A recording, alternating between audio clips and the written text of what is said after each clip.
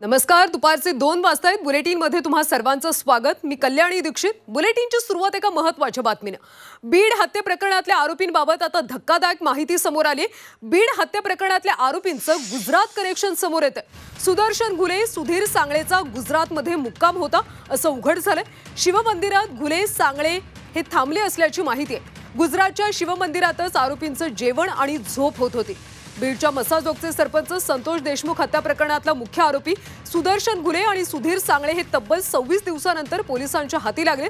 मात्र हत्येनंतर घुले, सांगळे आणि आंधळे तिघेही गुजरातला गेल्याचं आता उघड झालंय. गुजरातच्या एका शिवमंदिरात हे आरोपी मुक्कामाला होते. पैसे संपल्यामुळे ते पुण्यात आले. एका व्यक्तीला भेटून पैसे घेण्यापूर्वी स्थानिक गुन्हे शाखेनं त्यांना बेड्या ठोकल्या. मात्र कृष्ण आंधळे फरार होण्यात यशस्वी झाला.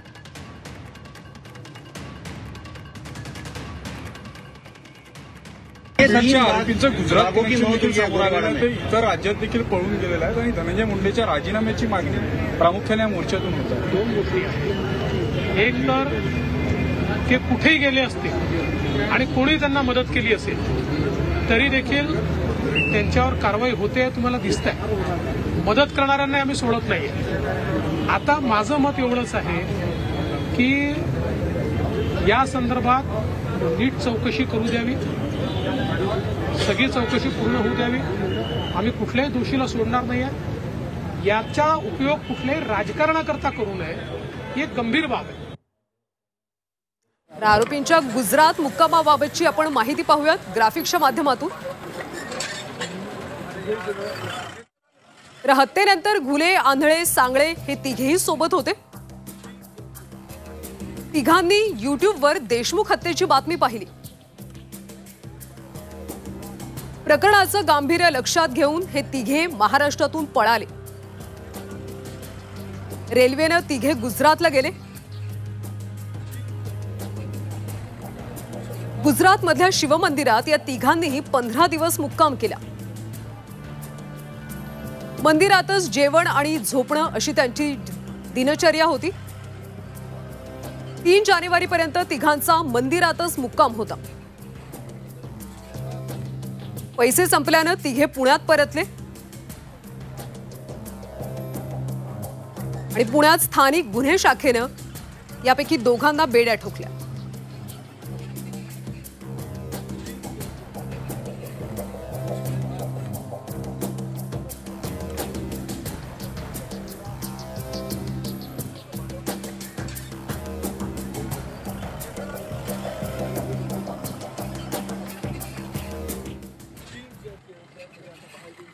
तर आरोपींचं हे गुजरात कनेक्शन आता समोर आल्याचं पाहायला मिळतं. या सगळ्या संदर्भात आपण अधिकचे अपडेट्स घेणार आहोत. आमचे प्रतिनिधी ओम देशमुख आणि विष्णू बुर्गे या दोघांकडून. बीडमधून सध्या विष्णू बुर्गे आमचे प्रतिनिधी आपल्यासोबत जोडले गेलेत.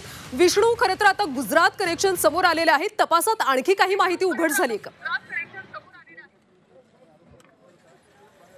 खरं तर गुजरात कनेक्शन आता उघड झालेलं आहे. कारण सुधीर सांगळे आणि घुले, सुदर्शन घुले हे मागील काही दिवसापासून फरार होते आणि यांच्या अटकेसाठी जे आहे ते सीआयडीचे पथकं रवाना झालेले होते आणि त्यांच्याकडून कसून जे आहे ते त्यांना पकडण्यामध्ये आता यश आलेलं आहे. काल दोघांना अटक करण्यात आलेली आहे. खरं तर हे कुठे होते हा सगळ्यांना प्रश्न होता आणि त्यांनी राज्याबाहेर गेल्याचा देखील संशय सगळ्यांनी व्यक्त केला होता आणि त्या पद्धतीनं आपणही हे सगळं प्रकरण दाखवलं होतं. कारण ते राज्यामध्ये नव्हते, अनेक राज्यामध्ये गेल्याची देखील माहिती होती. त्याचप्रमाणे गुजरात कनेक्शन आता त्यांच्या समोर आलेलं आहे. ज्या दिवशी ही हत्या झाली त्यानंतर हे सगळे आरोपी एकाच वेळी फरार झाले होते. हे तिघ जण सोबत असल्याची प्राथमिक माहिती होती आणि त्यानंतर दोघे जण आता पोलिसांनी अटक केले.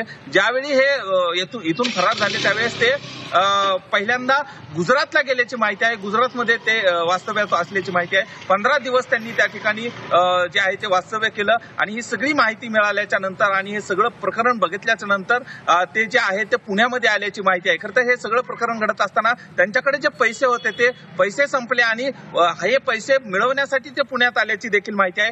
या सर्व अनुषंगाने तपास होतो का हेही पाहणं महत्वाचं आहे.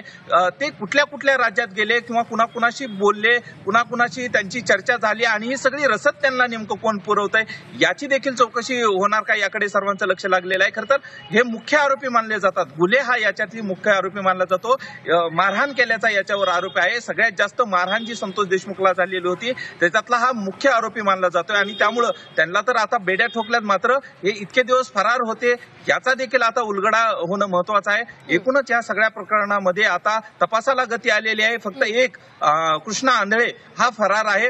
मात्र त्याच्या ठिकाणी आणखीन सोनवणे नावाचा जो आहे त्याला देखील पोलिसांनी ताब्यात घेतलेला आहे. त्याला देखील आता पोलीस कोठडी सुनावण्यात आलेली आहे. त्यामुळे या सगळ्या प्रकरणाचे धागेदोरे आता पोलिसांच्या हाती लागलेले आहेत, सीआयडीच्या हाती लागलेले आहेत आणि कारवाईला वेग आलाय असंच म्हणावं लागेल. मात्र आंधळे आल्याच्या नंतर या सगळ्या प्रकरणाचे सगळे आरोपी आणि यानंतर या तिन्ही गुन्ह्याचा म्हणजे जो खंडणीचा गुन्हा आहे, त्याच्यानंतर मारहाणीचा गुन्हा आहे आणि या हत्येचा गुन्हा याचे काही संबंध आहेत का समोरासमोर बसवल्याच्या नंतरच यामधला तपास आता पूर्ण होईल असंच म्हणावं लागेल.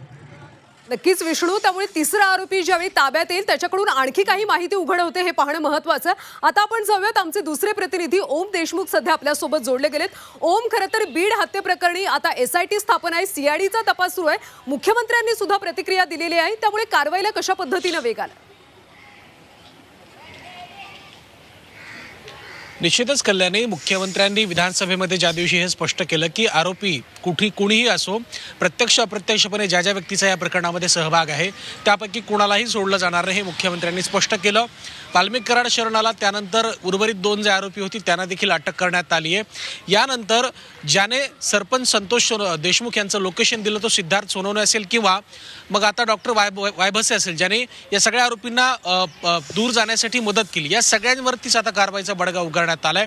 या सगळ्यांना पोलिसांकडनं CID कडनं एक एक करून ताब्यात घेण्यात येते. जो प्रकार आज सकाळी उघडकीस आला ते म्हणजे या आरोपींचं गुजरात कनेक्शन. या गुजरात कनेक्शनवरती सुद्धा गृहमंत्री आणि मुख्यमंत्री देवेंद्र फडणवीस यांनी स्पष्टपणे भूमिका घेतली आहे. या सगळ्या प्रकरणामध्ये जे दोषी असतील, ज्यांनी या आरोपींना गुन्हेगारांना मदत केली आहे, पळून जाण्यास असेल किंवा इतर महत्त्वाच्या गोष्टींसाठी असेल, त्या सगळ्यांवरती कारवाई केली जाईल. कुणालाही सोडलं जाणार नाही हे मुख्यमंत्र्यांनी म्हटलंय. आता या सगळ्या प्रकरणामध्ये SITची घोषणा झाली, SIT कडनं तपास सुरू झाला. SIT वरती सुद्धा काही आरोप विरोधकांकडनं केले जात आहेत. त्यामुळे SITच्या तपासावर याचा काही परिणाम होतोय का हे देखील पाहावं लागणार आहे. कारण SIT मध्ये जे एक PSI आहेत ते कुठेतरी वाल्मिक कराड याच्या जवळचे आहेत असा आरोप विरोधकांकडनं केला जातोय. तसा फोटो सुद्धा समोर आला होता. त्यामुळे या सगळ्या तपासावर या गोष्टींचा परिणाम होतोय का आणि या माध्यमातून जो काही तपास सुरू आहे त्याचा कुठेतरी यावर त्या तपासावर काही फरक पडतोय का हे पाहणं देखील महत्त्वाचं असणार आहे. या सगळ्या प्रकरणात एक आरोपी आता फक्त जो आहे तो अद्यापही फरार आहे. त्या आरोपीला कधी अटक होते? खरं तर जेव्हा जलसमाधी घेण्याचा निर्णय मस्साजोगच्या ग्रामस्थांनी घेतला त्यावेळेला पोलिसांकडून असं सांगण्यात आलं की 7 दिवसाच्या आत या सगळ्या आरोपींना आम्ही अटक करू. मात्र अद्यापही एक आरोपी फरार आहे. त्यामुळे या प्रकरणात नेमकं काय काय घडतंय, CDR तपासणीची सुद्धा मागणी पोलिसांकडे सातत्यानं ग्रामस्थांकडनं आणि विरोधकांकडनं केली जाते. त्यामुळे गृहमंत्री असतील किंवा पोलीस प्रशासन असेल या सगळ्या संदर्भात फरार आरोपींवर काय कारवाई करते आणि त्यासोबतच ज्यांनी प्रत्यक्ष अप्रत्यक्षपणे या सगळ्यांना मदत केली त्यांच्यावर काय कारवाई होते हे पाहणं देखील महत्त्वाचं आहे. आणि यावर महत्त्वाचं भाष्य मुख्यमंत्री देवेंद्र फडणवीस यांनी सकाळीच केलंय. कल्याणी, नक्कीच, खरं तर आरोपींच्या चौकशीतून अनेक धक्कादायक माहिती, धक्कादायक खुलासे समोर येत आहेत. त्यामुळे आता आगामी काळामधल्या चौकशीतून आणखी काय काय समोर येतं हे पाहणं अतिशय महत्त्वाचं आहे. धन्यवाद विष्णू आणि ओम या सगळ्या सविस्तर माहितीसाठी.